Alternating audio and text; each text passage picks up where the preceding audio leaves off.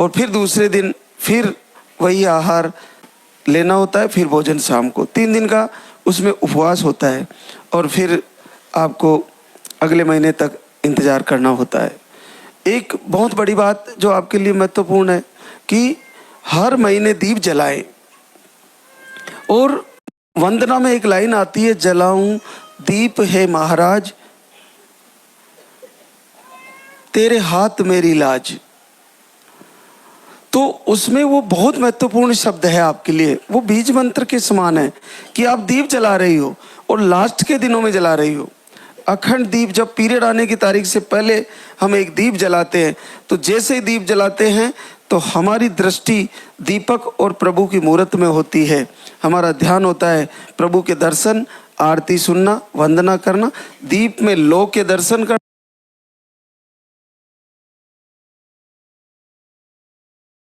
लेकिन आशीर्वाद वो कभी भी दे सकते हैं। अगर आपका ऐसे ऐसे अद्भुत चित्र बनते हैं उसमें जो असंभव है, बिल्कुल आईना की तरह प्रदर्शित होता है कि ऐसा कैसे हो सकता है। किन्हीं को 2 फूल बनते हैं तो 2 जुड़वा बच्चे सोनोग्राफी में आते हैं, बहुत अद्भुत बात है।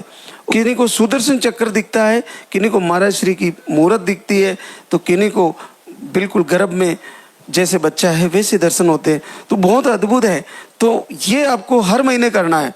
नहीं आ रहा रिजल्ट, कोई बात नहीं, इस महीने पीरियड आ गया, फिर से तैयारी करें और अगले महीने फिर पीरियड आने की तारीख से पहले अखंड दीप जलाएं।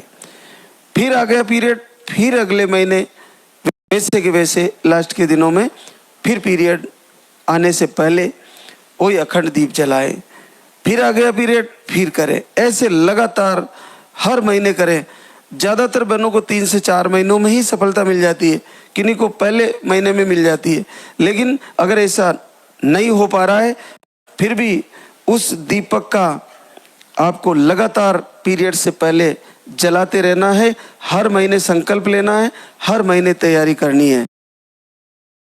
क्योंकि कहते हैं ना, कर्म प्रदान विश्व रचिरा का, जो जस करे तस फल चाका। तो हम अगर वो दीपक जला रहे हैं, उसमें फूल भी बन रहा है, उसमें बच्चा भी दिख रहा है, तो उसका फल तो आएगा ना, कैसे रुकेगा।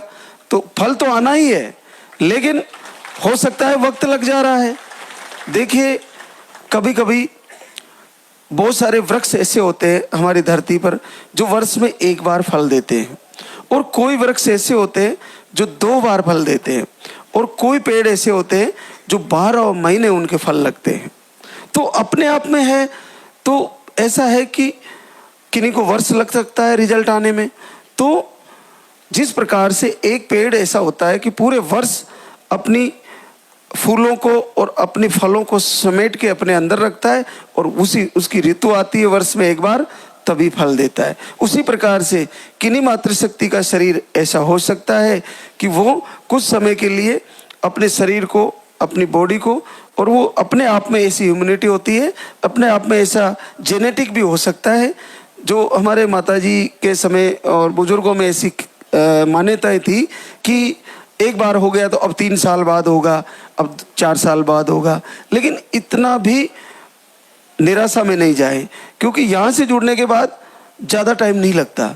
लेकिन आप अगर जुड़े हो तो हर महीने तैयारी करें, हर महीने को ऐसे तैयारी करें कि इस महीने आ जाएगा, इस महीने आ जाएगा, इस महीने आ जाएगा, तो एक न एक दिन निश्चित आ जाएगा। ये अटल सत्य है, ये बिल्कुल आपके सामने मैं कह रहा हूँ। और अगर आप ये करते रहोगे, मेरा नहीं आएगा, मेरा नहीं आएगा, मेरा नहीं आएगा, तो ऐसा ही हो जाएगा। इसलिए बहुत बड़ा उपनिषद का एक, वेद का, अथर्ववेद का एक छोटी सी लाइन है, संस्कृत में है, यथा मन्यते तथा भवति। जैसा आप मन में मान लेते हो वैसा ही हो जाता है। और ये रियल सत्य है, ये ब्रह्मा के द्वारा लिखी गई लाइन है, यथा मन्यते तथा भवति। जैसा आप मान लेते हो वैसा ही हो जाता है। तो आज से हम ये मान लें, इस महीने आने वाला है, इस महीने आने वाला है, इस महीने आने वाला है, तो ऐसा कैसे हो सकता है कि नहीं आने वाला है। निश्चित आने वाला है, सबका आने वाला है। तो हमको वो दिनचर्या भी सही करनी है, आहार को भी सही लेना है, और उसके साथ साथ अपने मन को प्रभु से जोड़ते हुए आरती से जोड़ते हुए जितने ज़्यादा मातृशक्ति लालदा के सरकार के भजन कीर्तन आरती वंदना प्रार्थना सुनेगी उतना ही जल्दी मन की शक्ति के द्वारा लाभ मिलेगा, और जितना हर महीने दीपक जलाएगी उतना ही जल्दी आशीर्वाद हो जाएगा। तो आप आहार को भी अच्छे से समझ के जाएं।